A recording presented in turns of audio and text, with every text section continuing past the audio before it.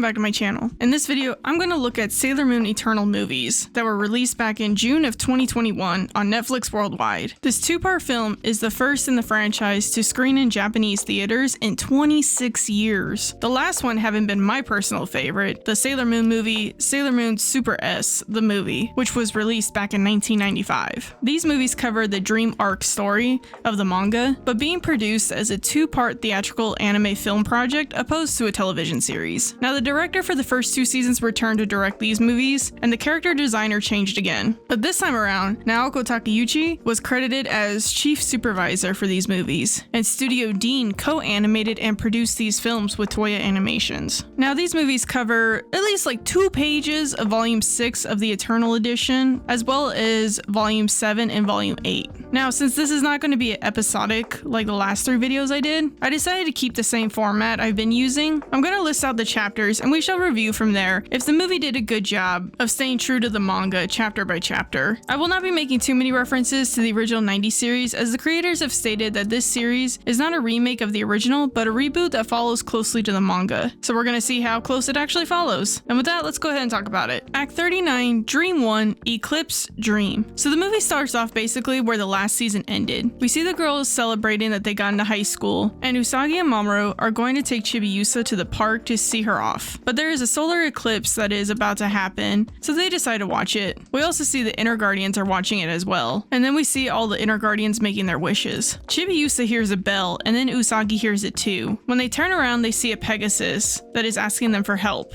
Looks like Mamoru was able to see it as well. Mamoru is all of a sudden in pain. Then they see a float or a ship of some sort fly in front of the eclipse, and the 3 of them saw it, including the Inner Guardians. They hear it saying Dead Moon Circus is about to start. So already there is a difference between the manga and this movie. So the Inner Guardians in the manga, after Rei gets the tarot card from Phobos and Deimos, she gets a bad feeling. It tells the other girls that they should go check on Usagi. Realistically, it's not a huge difference, but I'm kind of curious on why they cut it out. Chibiusa in her dream talks to the Pegasus, and he introduces himself as Helios. His English voice is done by Brian Beacock, who plays Yumichika from Bleach. His Japanese voice is done by Yoshitsu Matsuoka, and he plays the voice of Inosuke from Demon Slayer. Helios gives Chibiusa a bell and tells her if she ever needs him, she can call on him on any time with that bell. He explains that he needs to get the golden crystal to save Elysium. So when Chibiusa tries to go back to her time, she's unable to because of a barrier the Amazon Quartet's put up. Right before she tries to leave, in the manga, she's having doubts on whether she should leave or not. She remembers Sailor Neptune and her mother telling her to continue to grow strong to protect the princess, but she hesitates on going back because she wonders if she has gotten stronger. But what we're seeing in this movie is it just showing that she just doesn't want to go back yet.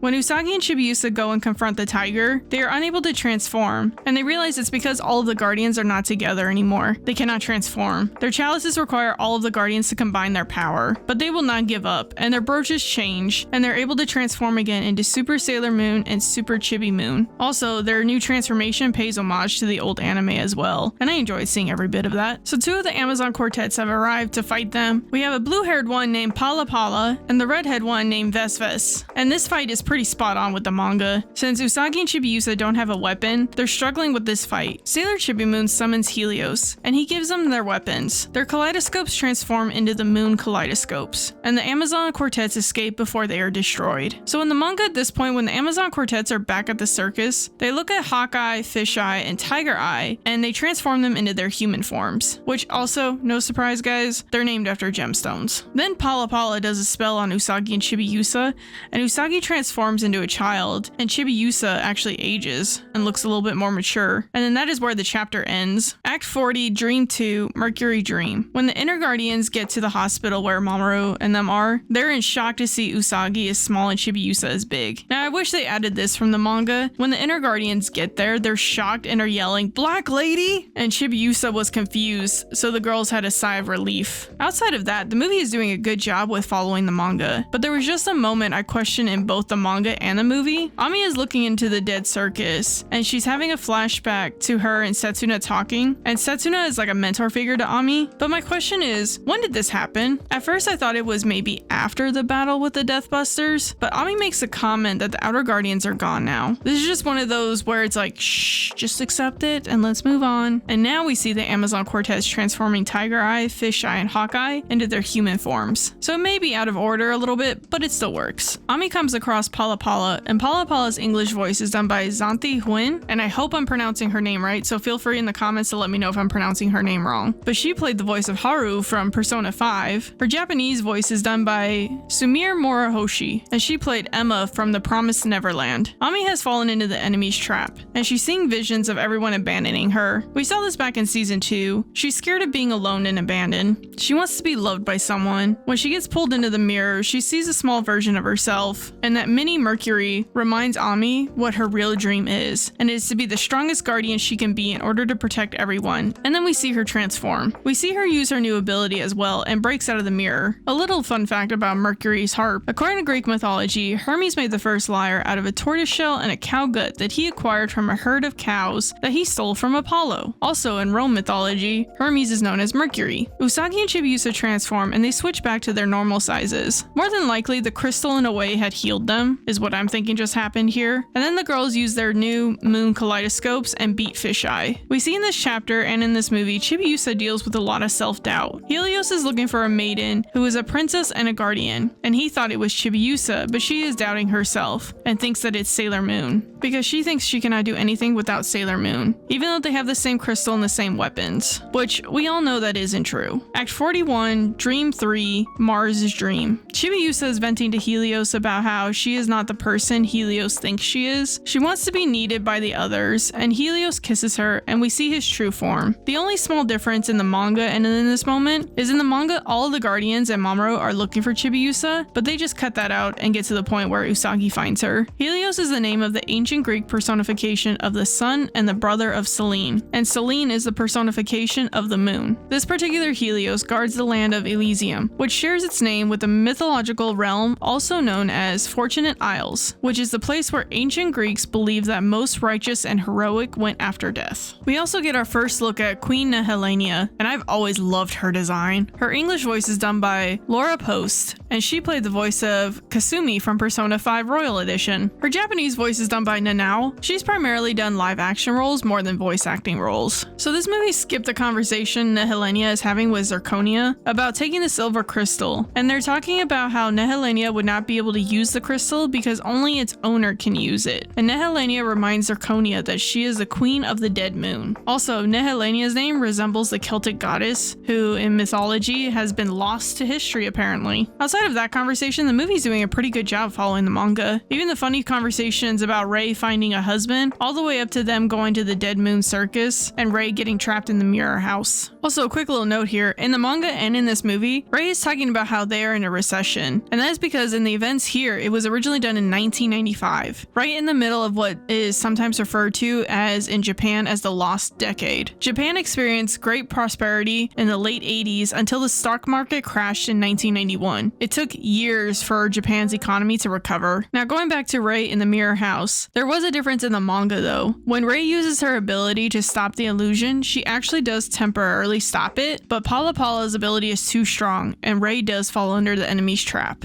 We also get a better look at Sarah, whose English voice is done by Cassandra Lee Morris, who plays Morgana in Persona 5. Her Japanese voice is done by Reina Ueda, who plays Kisa Soma from Fruits Basket Remake. Then we also see Junjun, and her English voice is done by Erika Ishii, and she actually played the Huntress in the DC comic movies Justice League Crisis on Infinite Earths. Her Japanese voice is done by Yuko Hara, who plays Akira from Chaika, the Coffin Princess. And finally we have Vesves, who is played by Erika Libbeck, who is also in the Persona series as Futaba. Her Japanese voice is done by Rii Takahashi, who actually plays Kaoru from the new Rurouni Kenshin series. Phobos and Deimos break into the mirror house to wake up Rei. They show Rei that the Dead Moon Circus is draining the life energy out of the people who are attending the circus. The difference in the manga and this movie is Usagi and the others are actually in in that tent as well, and they are also in danger, but they're skipping that altogether, and I'm not 100% sure why. Rei is able to transform, and now using her Mars crystal power, she says her true dream is to protect Princess Serenity and her friends. They added a little extra to this battle that made more sense than in the manga, in my opinion. In the manga, she remembers the advice Michiru has given to her in the past, and then uses her flame sniper ability to take out Tiger Eye. But here it made more sense for Michiru to show that advice about Rei's senses and for Rei to trust them, and to utilize them with her arrow to find the target because Tiger Eye has made copies of himself, and she has to try to find the real one. Also, this animation of her using her flame sniper was pretty cool to watch. Act 42, Dream 4, Jupiter's Dream. So this is doing a good job sticking with the manga still. Chibiusa is wondering about Helios, and Usagi is going to go check on Mamoru. Up until the Inner Guardians are walking around the city. They skipped this in the movie. The Inner Guardians actually did go back to the circus to further investigate, but they couldn't find anything new. There was also some comical moments as well that they skipped, but overall I could see why they cut this from the movie, because it's not like they found anything anyway. It also skips when Makoto and Chibiusa go to the convenience store and they run into Hawkeye. In the manga, after they help Hawkeye at the store, Hawkeye brings them back to the herbal shop. But in this movie, they just skip straight to Makoto finding the herbal shop.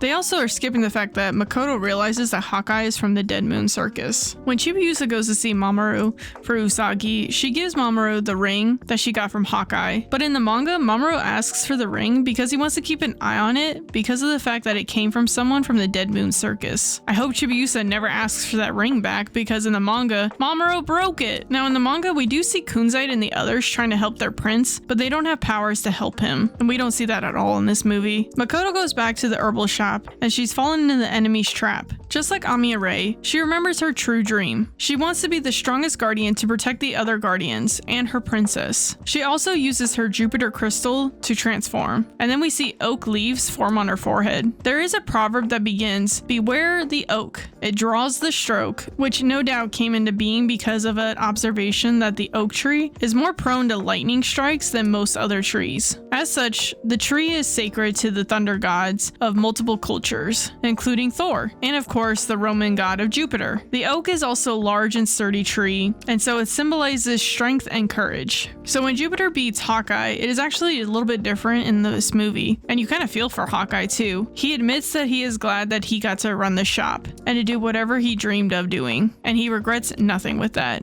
In the manga, she just takes him out quickly and that is it.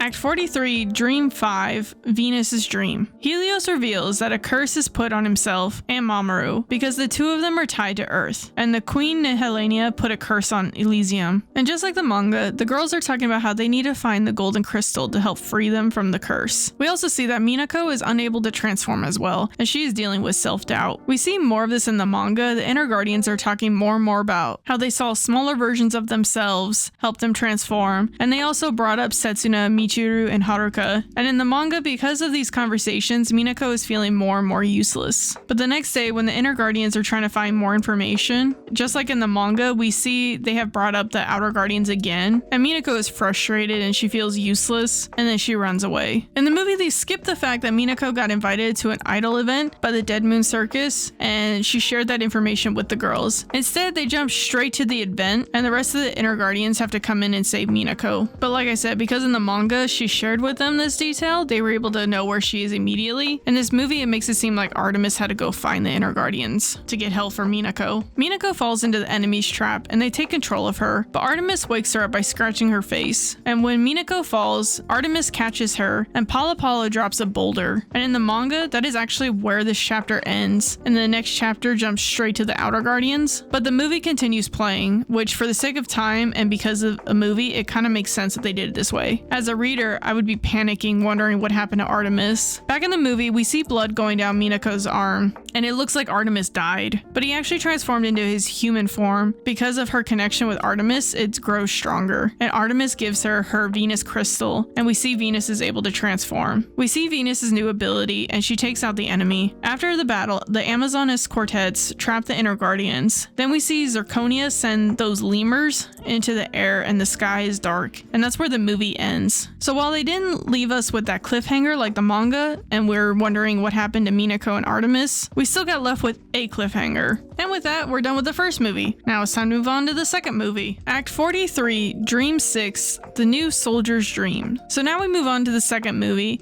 and this is the last chapter of Volume 7. This moment is one of my favorite moments in this entire series. I love seeing the three of them being parents to Hotaru. They are all living normal day-to-day lives. Michiru talks about how Hotaru's memorized a poem by Virgil. He is a Roman poet who is great influenced on Western literature, most notably Dante's Divine Comedy. Also, a side note, I love these images that they showed of the Outer Guardians and the Inner Guardians. So the dialogue is slightly different in the manga and in the movie, for when the Outer Guardians are talking about how they can't transform. They sense that something is happening and the enemy has slipped past them. In the manga, they talk about how maybe they aren't needed anymore. And in the movie, it isn't flat out saying that, but it is implied. Then we see Hotaru starting to wake up. She's having visions of the others, and we see on the ground the book that she was reading, the collected poems of W.B. Yeats. William Butler Yeats is famous for writing poems, The Second Coming. The Second Coming presents a nightmarish apocalyptic scenario as the speaker describes human beings' increasing loss of control and tendency towards violence and anarchy. Surreal images fly at the reader thick and fast, creating an unsettling atmosphere that suggests a world on the brink of destruction, and you actually hear Hotaru reciting the poem while she awakens. Hotaru helps guide the others and gives them their planet crystals, and they see their prince and princess are in trouble, and they go to the others because that is what their true dreams are. What I also liked with this conversation is how Hotaru talks about how they've been reborn onto Earth for their new mission. They no longer have to protect the princess from afar. They're now all together for this fight. Now for the end of the chapter in the manga is basically what we saw at the end of movie 1, where Minako is finally able to transform again, but I personally thought it made more sense to change it up like this. But what are your thoughts on rearranging this moment? And with this, that ends Volume 7 of the Eternal Edition of the manga, and now we get to move on to Volume 8 of the Eternal Edition of the manga. Act 45, Dream 7, Mirror Dream. Now we're back to the Inner Guardians, and they're still trapped by the Amazon Quartets, and we see the other Outer Guardians transform, and this is actually the first time we finally get to see Sailor Saturn's transformation as well. We didn't get it in the original series, but now we finally get it. Also, my biggest complaint from the last season is we didn't get to see World Shaking or Dead Scream, and we're finally getting to see them use their abilities, and the animation was so cool to watch this. And we're also now seeing that Usagi has also been infected by this curse. The Outer Guardians are explaining to the Inner Guardians they are back because the princess is in danger. The Amazoness quartets are still fighting the Outer Guardians, and I'm so glad also we finally got to see Deep Submerged animated. Then Neptune reveals to the others that the world has fallen into darkness, and she blasts the tent with her submarine reflection. When they explain what is going on to the world, I can appreciate the fact that they match panel for panel. We see Neptune and Uranus explaining the darkness in the city, and then Pluto and Saturn are looking at the world covered in darkness. When they are all reunited, this is playing out just like the manga. Zirconia makes an appearance, and Usagi and Mamoru are turned into little kids, and Helios takes them away. When we see Chibiusa and Saturn go after the quartets, Chibiusa and Saturn begin to fight the quartets. When we see Saturn fight, you know she's holding back. She's trying to get the quartets to realize who they really are, so that she isn't trying to kill them. But then Zirconia interferes with the fight and kidnaps the quartets along with Sailor Chibi Moon and Sailor Saturn. Act 46, Dream 8, Elysium's Dream. Helios brought Mamoru and Usagi to Elysium because there is a purification power there to help transform them back into their older bodies. Helios explains they need to find the golden crystal, and Usagi figures out that the golden crystal is actually inside Mamoru. Nehelenia figures out that they are in Elysium, and before it's too late, Helios sends them back to the surface with the others. Unfortunately, when they get back to the surface, the power of the dead moon is too much for them. Helios uses the power of Elysium to purify the earth. Helios uses the rest of his power in doing so, and with that, Zirconia appears to fight the Guardians, and Zirconia attacks Sailor Moon and Tuxedo Mask. Act 47, Dream 9, Dead Moon Dream. After that attack Zirconia did on Sailor Moon and Tuxedo Mask, we see them dissolve into dust in Venus's arm. In the manga, it's much more terrifying. Sailor Moon melts in Venus's arms. That will give anyone nightmares. And in the manga, the nightmare is so much worse to see. We see Sailor Moon is having a nightmare of all her friends and they're turning into stone. But in the manga, they're all melting, and that is some scary stuff right there. Tuxedo Mask slaps Sailor Moon and the others out of the nightmare. The prince broke free of the nightmare before everyone else could. Then we see the Guardians combine their power and use their planet meditation to defeat Zirconia. Zirconia makes a run for it into the mirror, and Sailor Moon chases chases after her. None of the other guardians are able to follow, and they're blocked by the mirror. Sailor Moon and Queen Nehelenia meet for the first time. Nehelenia tries to trap Sailor Moon, but she breaks out and saves Chibi Moon and Saturn. Then the other scouts are able to break the mirror to get Sailor Moon and them out of Nehelenia's domain. This is all playing out just like the manga. The Dead Moon Circus escapes to Elysium, and when they get to Elysium, the Dead Moon ship arrives, and they are confronted by Queen Nehelenia. Act 48, Dream 10, Princess Dream. Turns out that Queen Nehelenia knew the former Queen Serenity. Sailor Moon tries to attack Nehelenia, but the attack is bounced back onto her and the other guardians, and they all have visions of when Serenity was born. Queen Nehelenia and Queen Serenity represent the light and dark side of the moon. Where there is light, there is always darkness. But Queen Serenity seals away Queen Nehelenia in the mirror. Queen Nehelenia leaves a curse on the princess. She said that the princess will never ascend the throne, and Silver Millennium will fall. Neptune says that isn't possible, that was fate, and no curse would bring down the princess or the kingdom. It is destiny that cannot be manipulated by Nehelenia, and Saturn confirms this as well. Also, Saturn starts to blame herself because she thought she cleared the path for rebirth, but apparently she missed Nehelenia in the Dark Moon. It's looking pretty bad right now. Nehelenia takes the silver crystal, but then Sailor Moon stops her. Her and Tuxedo Mask break through the nightmare, and Sailor Moon shows Nehelenia true power. And this is one of my favorite parts of the whole manga. We see all the guardians turn into their princess forms, and even Luna and Artemis and Diana turn into their human forms. All of the guardians are princesses of their own planets. They are sailor princesses of the galaxy, and those smaller versions we saw of themselves are actually their guardian powers. They will use the power of their castles and send them straight to Sailor Moon's Holy Grail. Now this is the true Holy Grail, and they all combine their powers. Then we see Sailor Moon transform into her eternal form, Eternal Sailor Moon, and her powers are the closest to Queen Serenity. Each of the solar system princesses has a castle for a satellite of their mother planet. While Mars' castle is named for both of the planet's moons, most of the castles are named after planet's largest satellites. Mercury and Venus don't have natural satellites, so their castles share the name with NASA's probes that were sent to study those planets, presumably long after the castles came into existence. Act 49, Dream 11, Earth and Moon Dream. Now that Sailor Eternal Moon has transformed, she asks for the Guardians to send their crystal power into her new moon rod, and Tuxedo Mask is able to summon his golden crystal as well to help Sailor Moon. And then we see the Guardians transform into their eternal forms as well. And then Sailor Moon uses that power to take out Queen Nehelenia. Sailor Moon was able to defeat Queen Nehelenia for good this time, and we see the planet is being restored. Sailor Chibi Moon brings back Helios, and we see her crystal transform as well. She now has her own pink moon crystal, and with that crystal she was able to revive Helios. Helios provides Tuxedo Mask his own staff, and him and Usagi transform into their king and queen forms, and the others transform back into their princess forms as well. And it is like we're watching a coronation, which was so beautiful to watch. Saturn brings the Amazoness Quartet's orbs to the princess, asking her to help them, and we see their true forms as Sailor Guardians of the 4 asteroids of the planet. But Nehelenia found them early and awoken them too early, but they will return to the jungle and rest until the proper time for them to be reborn. It turns out that they are actually Chibi Moon's guardians. The members of the Sailor Quartets take their names from the first 4 objects discovered in the solar system's asteroid belt between Mars and Jupiter. Little fun fact there. When they all return to the surface, Usagi is talking about how they all have stars inside of them shining bright. They will continue to protect the planet with the power of their stars inside of them, and that is where the second movie ends. They all have stars inside of them? Convenient segue to the next movie. Anyway, now there is more to volume 8 of the manga. We have a couple of short stories left in the manga. The first one is continuing Chibiusa's Picture Diary Part 3. This is a cute little story about Chibiusa and Usagi having to go to the dentist because they have cavities. The next one is part of the entrance war exams. The first one is called Makoto